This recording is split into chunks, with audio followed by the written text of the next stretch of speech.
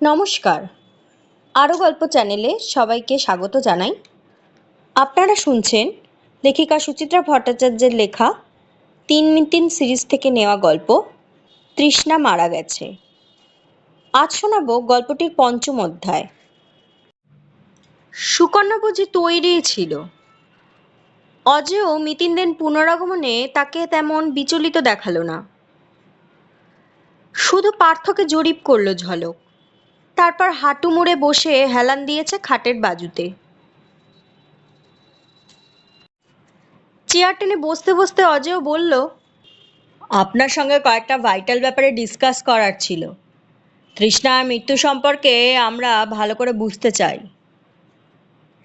সুকন্যার ভুরুতে প্রশ্ন চিহ্ন। বলুন। আপনার বান্ধবীর নেচার তো আপনি জানেন। মনে হয় কি সে সুইসাইড করতে পারে? আমার সেটাই তো আশ্চর্য লাগছে। তৃষ্ণা স্বভাবের সঙ্গে আত্মহত্যা একদমই মেলে না। তৃষ্ণার কি রিসেন্টলি কোনো ডিপ্রেশন এসেছিল? রিজন তো দেখি না। দিব্যি অফিস অফিস করছে, বিয়েও ঠিকঠাক। ইনফ্যাক্ট বিয়ের শপিংও তো শুরু করে দিয়েছিল। কৌশিক রায় না কে বললেন তার সঙ্গে ২-৪ দিনের মধ্যে কোনো মিসআন্ডারস্ট্যান্ডিং? কাল পরশু কিছু হয়ে থাকলে জানি না, তার আগে অবধি তো শুনিনি। মিতিন বসেছে খাটের অপর প্রান্তে। টপ করে বলল, কিন্তু দেখা যাচ্ছে সে তোমার ঘর থেকে রিভলভারটা নিয়ে গিয়ে। এটাই তো আমার আরও বেশি অদ্ভুত লাগছে। সুকন্যা জোরের সঙ্গে বলল, রিভলভার চালিয়ে আত্মহত্যা করলো তৃষ্ণার মতো মেয়ে? একান্তই অসম্ভব। কেন? দেখুন, ফ্র্যাঙ্কলি বলি। সুকন্যা সোজা হয়ে বসল। তৃষ্ণার সঙ্গে আমার একদিন সুইসাইড নিয়ে কথা হচ্ছিল, হালকাভাবে, এই মাস দেড়েক আগে। আমি বলেছিলাম রিভলভার টিপে মৃত্যুটা মিনিমাম টাইম ডেথ। তৃষ্ণা বলল, ওরে বাবা, ও আমি পারবই না। তার চেয়ে স্লিপিং পিল ঢের ঢের ভালো, ঘুমের মধ্যেই শেষ। অজেয় মুখ টিপে হাসছে। হাসিটা ঠোঁটে রেখেই বলল, আমি ঠিক এই কথাটাই শুনতে চাইছিলাম। কেন? কারণ আমাদের মনে হচ্ছে আপনার বান্ধবী সম্ভবত সুইসাইড করেননি। It's a case of murder, calculated brutal homicide. খুন? সুকন্যা প্রায় আর্তনাদ করে উঠল। ইয়েস ম্যাডাম, সিচুয়েশন সেরকমই বলছে।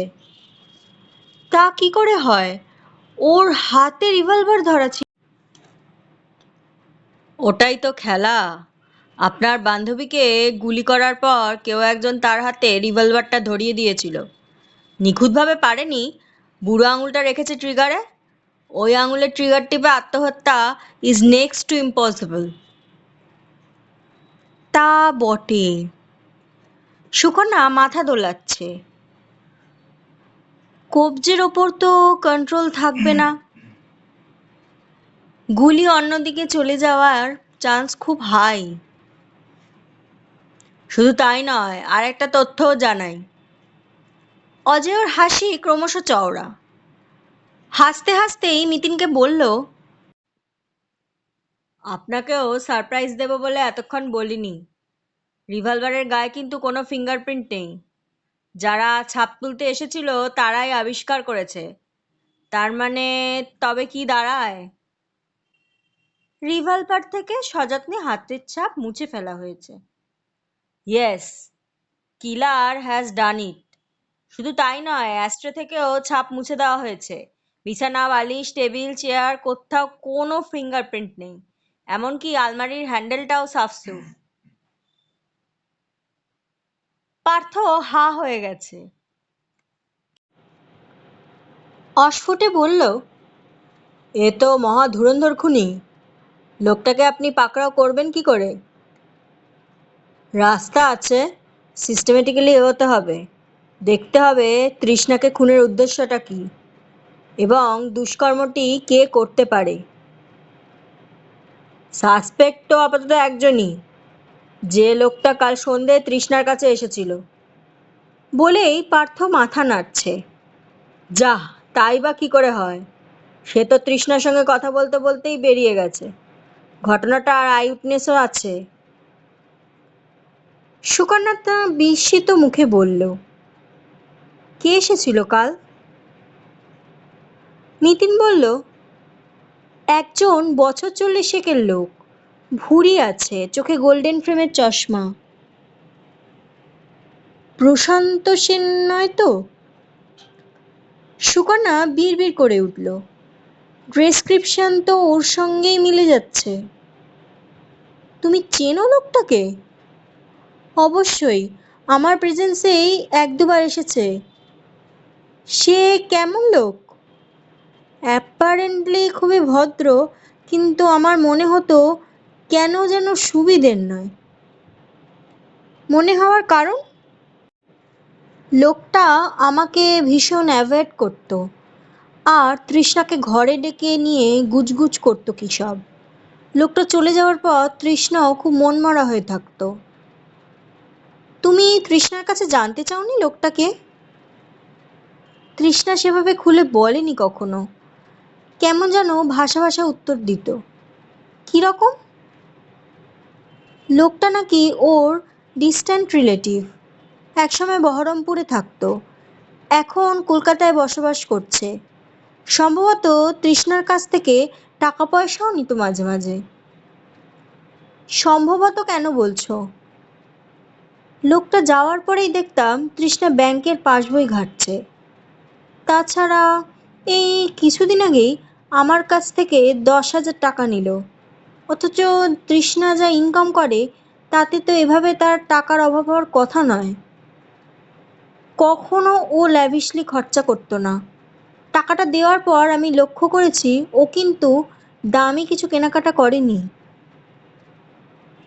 মামার বাড়িতে টাকা পাঠাতে পারে, হয়তো তাদের হঠাৎ কোনো প্রয়োজন হয়েছিল। নেক্সট টু ইম্পসিবল, মামাদের নাম পর্যন্তও করতো না। মামার বাড়ির সঙ্গে রিলেশন তেতো হওয়ার কারণ কি বলতে পারো? সঠিক জানি না, তবে মনে হয় বহরমপুরে ওর পাস্ট নিয়ে কিছু একটা প্রবলেম আছে, তার জন্য সম্পর্ক খারাপ হয়ে থাকতে পারে। মামারা যে ওর সম্পত্তি কেড়ে নিয়েছে তেমন অবশ্য শুনিনি। তৃষ্ণাই বলতো ওর বাবা একটা মারওয়ারি কোম্পানিতে সাধারণ চাকরি করতেন, থাকতেন জিয়াগঞ্জে, খুবই সাধারণ পরিবেশে। বাবার একটা স্কুটার ছিল, লরির সঙ্গে কলিশনে বাবা মা দুজনেই একসঙ্গে মারা যান। সুতরাং তৃষ্ণার তো পৈতৃক সম্পত্তিও প্রশ্নই ওঠে না। অতএব একটা ব্যাপার পড়ে থাকে। অজেয় গলা ঝাড়ল, আমার ধারণা প্রশান্ত সেনই খুনের ঘটনাটার সঙ্গে জড়িত। সুকন্যা ঠোঁটে ঠোঁট চাপল, হতে পারে, হতেই পারে। অজয়ের কপালের ভাঁজ বাড়ল। লোকটা কি তবে ব্ল্যাকমেলার? পার্থ ঘাড় নাড়ল। এটা একটা সম্ভাবনা বটে। তৃষ্ণা তো কালই এটিএম থেকে 15,000 টাকা তুলেছিল, এবং সেই টাকাটা তো পাওয়া যাচ্ছে না। ডেফিনেটলি ওই লোকটাকেই দিয়েছে। এতক্ষণ পর মিতিনের মুখে অল্প হাসি ফুটেছে। একটা কথা কিন্তু ভুলে যাচ্ছ, সোনার হাঁসের কেউ পেট চেরে? ব্ল্যাকমেলারকেই লোকে খুন করে, ব্ল্যাকমেলার কখনো টার্গেটকে হিট করে না। হুম, এটাও তো ঠিক।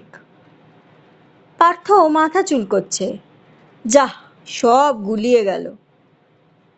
পার্থ মিতিনের কথার মাঝেই পকেট থেকে তৃষ্ণার মোবাইলখানা বের করে ফেলেছে অজেয়। বোতাম টিপে টিপে কল লিস্ট দেখছে। সহসাই চোখ উজ্জ্বল। এই তো প্রশান্ত সেন পেয়েছি। পরশু সন্ধ্যে 6:21 ফোন করেছিল, ফের কাল সকাল 11:10, আবার বিকেল 4:16। খাপে খাপে মিলে যাচ্ছে। কিরকম? প্রথমবারে টাকার কথা পারল, দ্বিতীয় ফোনে মনে করিয়ে দিল, আর শেষে জানালো मैं आ रहा हूँ। মিতিনের তবু মন খুঁতখুঁত। কিন্তু কার্যকরণ সম্পর্কটা তো খুঁজতে হবে। Why blackmailing? তাছাড়া আবারও বলছি, সে যদি ব্ল্যাকমেলার হয়ও, টাকা পেয়ে গেলে সে খুন করবেই বা কেন? প্লাস তৃষ্ণার সঙ্গে কথা বলতে বলতে সে ফ্ল্যাট থেকে বেরিয়েছে। পার্থ ঢক ঢক ঘাড় নাড়ছে। এটাও অলরেডি প্রুভড।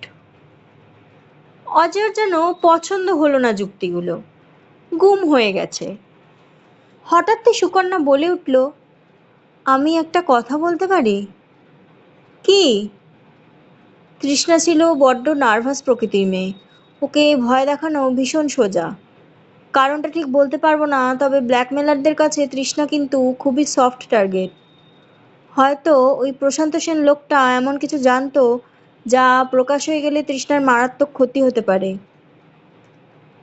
কী ধরনের ক্ষতি? কে জানে, হয়তো বিয়েটা ভেঙে গেল। বিয়ে নিয়ে বড় স্বপ্ন দেখতো কিনা তৃষ্ণা। বিশেষ করে কৌশিকের ওপর তো ওর একটা অন্ধ দুর্বলতা ছিল। প্রশান্ত সেন হয়তো সেটাই ক্যাশ করতে চেয়েছিল। রেগুলার টাকা ছিনিয়ে নিত তৃষ্ণার কাছ থেকে। মিতিন বলল, ফের সেই একই গাড্ডায় কিন্তু ঢুকে পড়ছি আমরা। হাঁস আর সোনার ডিমের গল্প। সুকন্যা কাঁদো কাঁদো স্বরে বলল, তাহলে আর কি হতে পারে বলুন? ভাবতে হবে। মিতিন চিন্তিত মুখে বলল, আচ্ছা মিস্টার সিনহা, কাল কি কৌশিকের সঙ্গে তৃষ্ণার যোগাযোগ হয়েছিল? কল লিস্ট কি বলছে? হ্যাঁ, কৌশিকও তো কাল ফোন করেছিল। না না, কাল নয়, পরশু 5:26-এ। অজেয় ফের মোবাইলের বোতাম টিপছে। 122 সেকেন্ড কথাবার্তা চলেছিল। কাল কয়েকটা মিসড কল রয়েছে পরপর। সন্ধে 7:03, 7:05, 7:09, আবার রাত্রিরে 11:28। সব মিসড কলই কৌশিকের? তাই তো দেখছি। একটা এসএমএসও আছে, হোয়াটস রং, স্লিপিং সো আর্লি। মেসেজটা এসেছে রাত 11:31-এ। নিতিন বলল, আজ কৌশিক এখনো একবারও ফোন করেনি না? হয়তো অভিমান হয়েছে, তৃষ্ণার কাছ থেকে কোনো সাড়া পায়নি তো। অজেয় সশব্দে চেয়ার ছাড়ল। পুওর চ্যাপ, বিয়ের 1.5-2 মাস আগে হবু বউ বেঘরে মরল। খুবই দুর্ভাগ্যজনক। বলতে বলতে হাতের মুঠো পাকাচ্ছে। না, প্রশান্ত সেনকে ছাড়া নেই। বেটাকে আমি ফাঁসিতে ঝোলাবো। দাঁড়ান, আগে প্রমাণগুলো জোগাড় হোক। প্রমাণ না থাকাটাই ওর এগেনস্টে প্রমাণ হয়ে দাঁড়াবে ম্যাডাম। পায়ে পায়ে দরজার দিকে এগোচ্ছে অজেয়। যেতে যেতে সুকন্যাকে বলল, আপনাদের অফিসে সংবাদটা জানালেন নাকি আমি জানাবো? বসকে রিং করেছি। সুকন্যা আবার অনেকটাই স্বচ্ছন্দ। বস তো শুনে হায় হায় করছেন। তৃষ্ণা কাজে ভীষণ সিনসিয়ার ছিল তো, উনি জিজ্ঞেস করছিলেন কোনো সাহায্যে আসতে পারেন কিনা। আর কৌশিককে? ওটা আমার দ্বারা হবে না, প্লিজ আপনারা জানিয়ে দিন। মিতিনও উঠে পড়েছিল। সুকন্যার কাঁধে হাত রেখে বলল, তুমি এই ফ্ল্যাটে এখন একা থাকতে পারবে তো? পারবো। এবার থেকে তো একা একাই অভ্যেস করতে হবে। শটটা যতটা ভিজে তার চেয়ে যেন অনেক বেশি হুতাশ, এমনটাই মনে হলো মিতিনের। ঘরের বাইরে এসে দাঁড়ালো একটু, তারপর কি ভেবে যেন গেছে রান্নার জায়গাটায়। চোখ বোলাচ্ছে বাসনপত্রে, রান্নার গ্যাসে, মাইক্রোওভেনে। স্টোভের আশেপাশে হাত বোলালো কয়েক সেকেন্ড, দেখলো করতল। তারপর হাত ধুতে গেছে সিঙ্কে। স্যান্ডউইচ সমেত প্লেট নামানো আছে সিঙ্কে। থালাটা তুলে পর্যবেক্ষণ করলো একটু, আবার নামিয়ে রেখেছে। অজেয় ডাইনিং টেবিলের সামনে থেকে ঠাট্টা ছুড়ল, বিশেষ কোনো সূত্র খুঁজছেন নাকি? না, ছাই ওড়াচ্ছি, পরশ পাথরের সন্ধানে। মিতিন মুচকি হাসল। মেয়ে দুটোর ঘর সংসারও দেখছিলাম। বাড়ি যাবেন তো এখন? যদি আপনার কৃপা হয়। বিকেল গড়িয়ে সন্ধে। পুলিশের গাড়ি আবাসনের গেটে দাঁড়িয়ে, কিছু এলোমেলো মানুষও। অজয় আর পার্থ উঠে গেল জিপে। মিতিনও পাদানিতে পা রেখেছিল। হঠাৎই বলল, 1 মিনিট, আমি একটু সুশীলের সঙ্গে কথা বলে আসি। শেষ হলো তৃষ্ণা মারা গেছে গল্পের 5ম অধ্যায়। গল্পটা আপনাদের কেমন লাগছে অবশ্যই কমেন্ট করে জানাবেন। আর আমার গল্প পাঠ যদি ভালো লেগে থাকে তাহলে চ্যানেলটাকে অবশ্যই সাবস্ক্রাইব করে দিন। ভিডিওটাকে লাইক দিতে ভুলবেন না। এর পরের অডিও স্টোরিগুলিতে এই গল্পের পরবর্তী অধ্যায়গুলি শোনাবো। ধন্যবাদ।